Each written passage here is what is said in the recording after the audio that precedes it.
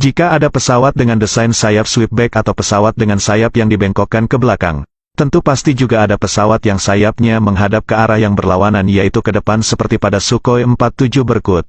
Sebenarnya apa yang membedakannya dari segi karakteristiknya?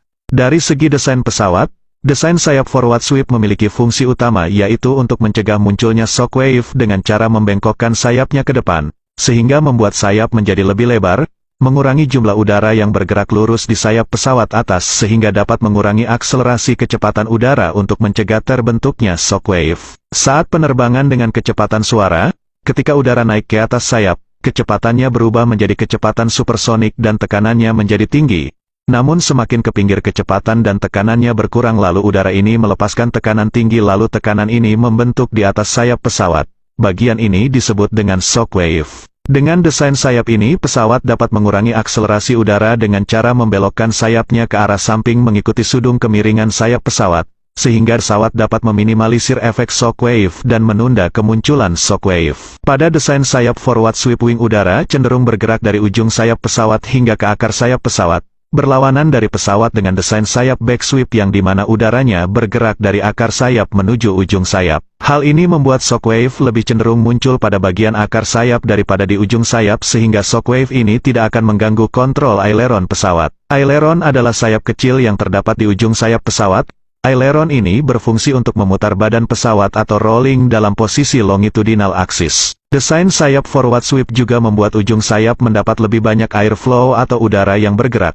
Udara ini ketika melewati sayap akan dibelokkan oleh bentuk dari airfoil sayap ke bawah, sehingga bagian ujung sayap ini akan menghasilkan lebih banyak lift daripada di bagian akar sayap. Hal ini memberikan keuntungan apabila pesawat bergerak dengan kecepatan sangat rendah atau pesawat dengan sudut angle of attack ke atas yang tajam maka pesawat tidak akan langsung kehilangan gaya angkat dan jatuh atau stalling dengan mudah.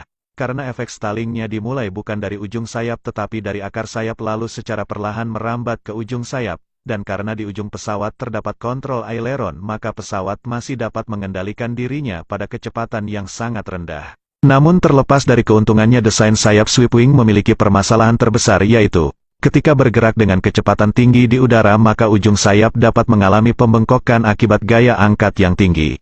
Karena pada desain sayap forward sweep, ujung sayap mendapat lebih banyak udara sehingga gaya angkat yang dihasilkan lebih besar daripada bagian sayap yang lain. Dan gaya angkat ini lebih besar daripada berat dari pesawat itu sendiri, sehingga dapat menyebabkan ujung sayap mengalami pembengkokan ke atas.